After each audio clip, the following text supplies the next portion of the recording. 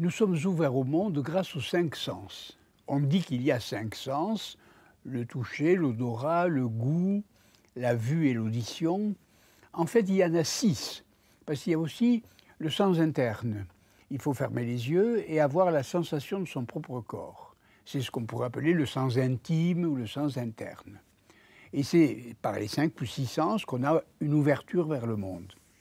Mais la question est souvent de savoir qu'est-ce qui arrive quand on est privé de ce sens-là. C'est-à-dire c'est le handicap.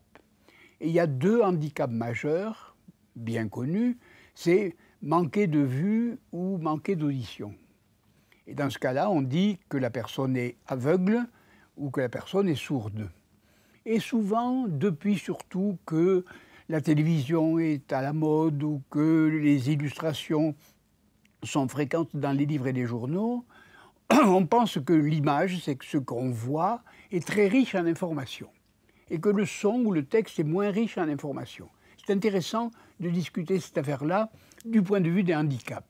En effet, on a l'expérience que lorsque quelqu'un est aveugle, quoi qu'il soit privé de vue, quoi qu'il soit privé d'image, il est capable de performances extraordinaires du point de vue intellectuel. Le handicap de surdité est un peu plus lourd. C'est-à-dire, lorsqu'on est sourd, on a un peu plus de difficulté à arriver à ces performances-là. Et par conséquent, il n'est pas complètement sûr que l'image soit très riche et que le son soit très pauvre. C'est peut-être le contraire. Et c'est ça qui est intéressant à considérer, surtout depuis qu'on a des illustrations, par exemple, dans les livres scolaires, où il y a beaucoup d'illustrations et de moins en moins de textes. Il n'est pas complètement sûr que cette dynamique soit valable, utile et performante. Il est probable aussi que l'image soit plus pauvre qu'on ne le croit. Lorsqu'on dit, pour les handicaps dont j'ai parlé, sourds et aveugles, tout le monde comprend ces 2 mots, parce que ce sont des handicaps très répandus et très lourds.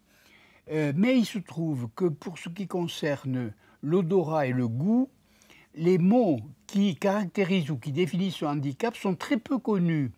Ça s'appelle agueusique pour le manque de goût et anosmique pour le manque d'odorat.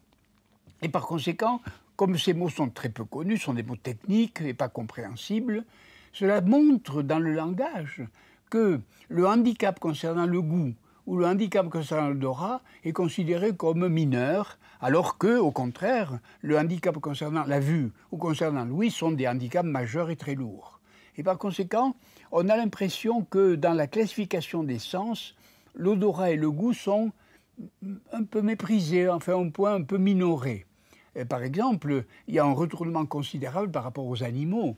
Les animaux pour qui l'odorat est un sens majeur, alors que pour nous, c'est un sens moins important. Il a été sans doute plus important qu'on ne le croit au cours de l'histoire, mais que peu à peu, à mesure que la culture avance, l'odorat est moins demandé, est moins étudié ou moins exercé.